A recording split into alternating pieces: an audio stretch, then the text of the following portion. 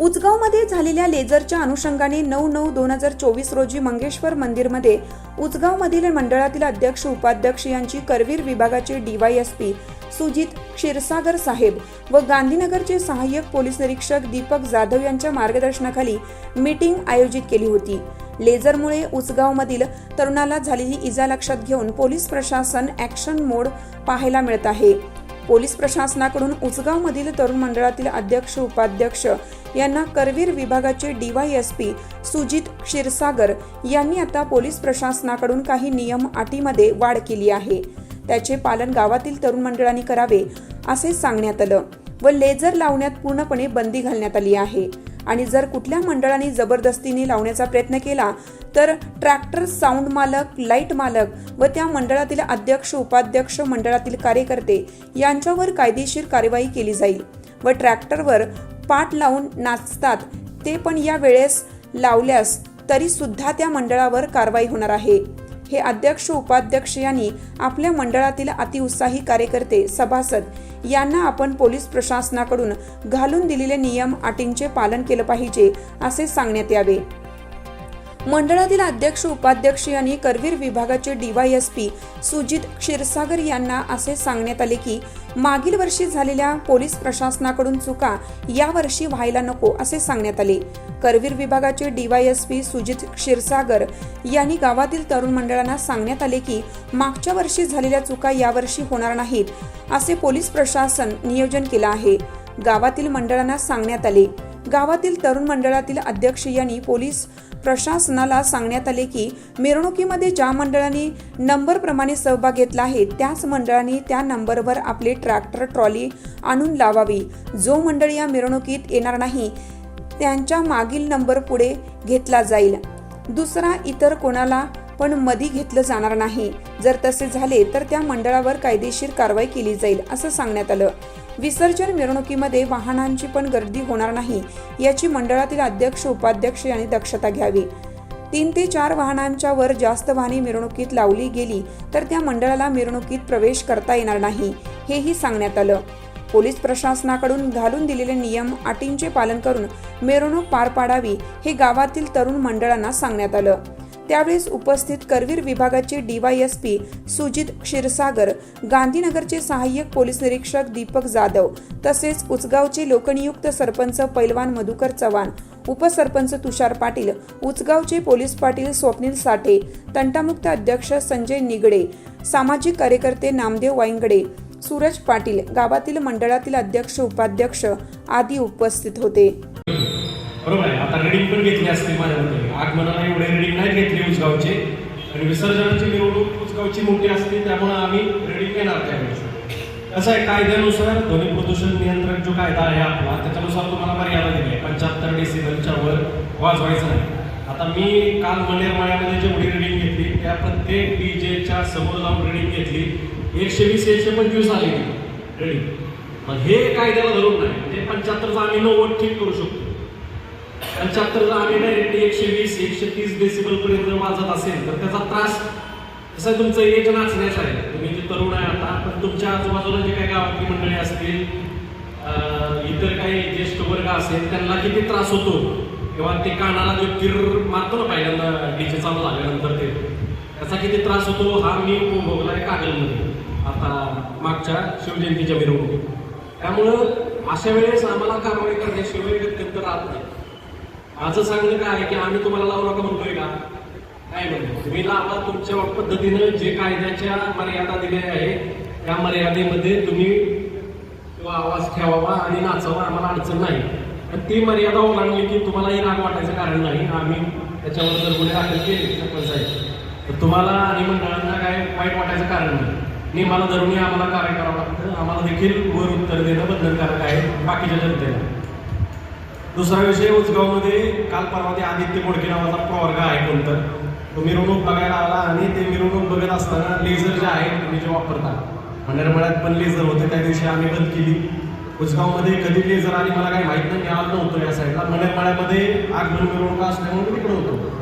पण इथं विसर्जन मिरवणुकीला जर माझे मंडळाचे अध्यक्ष आहेत, सदस्य आहेत, कार्यकर्ते आहेत तुम्ही सगळे मंडळाचे, तर तुम्हाला माझी विनंती राहील की तुम्ही कोणत्याही प्रकारचा लेझरचा उपयोग करू नका डीजेमध्ये. समजलं का? त्रासदायक लेझरचा उपयोग करू नका. माझा स्वतःचा आयफोन मधला फोटो चालू असताना लेझर पडून 45,000 रुपये खर्च आला कॅमेरा उडवला. कळलं? पुण्यात असताना अभ्यासाच्या काळात. त्यामुळे मला त्याचं माहीत आहे काय दुखणं असते. त्यात काही तुम्ही मंडळावाले काय देणार नाही करून. कळलं का? ते त्या विचारालाच करायचं ज्यानं फोटो काढलाय लेझरसोबत किंवा शूटिंग केली. तर हे झालं फिजिकल डॅमेज. पण जे काय बाबा त्या पोराच्या डोळ्याला इजा झाली आहे, आज मी म्हणतोय तुमच्या घरातला नाही आहे, तो दुसऱ्याच्या घरातला आहे, शेजारच्या घरातला आहे. आणि जेव्हा तुम्हाला ती इजा होईल किंवा इतर व्यक्तीला, इतर बारक्या पोराला इजा होईल त्याची, आणि मिरवणूक पाहायला काही एकच व्यक्ती येत नाही घरातले. आम्ही जातो तो मिरवणुका पाहायला, आधी सगळेच असतात, घर अख्खं बाहेर असतं त्या दिवशी मिरवणुकीला. त्यामुळे घरात कोणी लहान असतंय, मोठं असतंय, कुणी फिजिकली इल असतंय, कुणी आजारी असतं. अशा व्यक्तीने जर त्या लेझरच्या ह्याच्यामध्ये जर आला तो, तर त्याला त्रास व्हायची शक्यता नाकारता येत नाही. कालचा जो बोडकेचा प्रकार झाला, 21 वर्षाचा पोरगा येतो, त्याच्या डोळ्याला इजा होऊन मी त्या डॉक्टरशी बोललो. डॉक्टर म्हणतात की दर वर्षी जनरल जे का आपले उत्सव काळ आहे, त्या उत्सव काळामध्ये 70 ते 80 केसेस येतात त्यांच्याकडे स्वतःकडे औषधी करून डॉक्टर आहेत. आणि इतर कोल्हापूरमध्ये असतील तर आज पेपर आहे जवळजवळ 150 ते 200 केसेस आहेत पूर्ण वर्षभराच्या. तर हे काही चांगलं नाही आहे लक्षण. कळलं का? लेझरचा जर तुम्ही अतिनील किरणांचा जर त्याच्यामध्ये वापर करत असाल तर आम्हाला, आणि कालच आम्हाला आदेश आहे, जर लेझरचा जर तुम्ही वापर केला तर आम्ही ह्याच्यापेक्षा स्ट्रॉंग गुन्हे दाखल करणार. मग ते कुठल्या मंडळाचा हे विचारात असणार नाही. आम्ही ज्यांनी लेझर वापरले त्या जो डीजे मालक असेल, डॉल्बी मालक असेल, त्या मंडळाचा अध्यक्ष असेल किंवा इतर कोणतंच संसद असेल, या सगळ्यांवर आम्ही गुन्हे दाखल करतो. विसर्जन मिरवणूक त्यासाठी आज आपण माननीय उपविभागीय अधिकारी मी क्षीरसागर साहेब करवीर विभाग ते स्वतः हजर आहेत. तर मी त्यांचं गांधीनगर पोलीस ठाणे आणि उसगाव ग्रामपंचायत यांच्या वतीने सहर्ष स्वागत करतो. सर, आपण यापूर्वी या उसगाव गावामध्ये 2 वेळा मिटिंगा घेतल्या.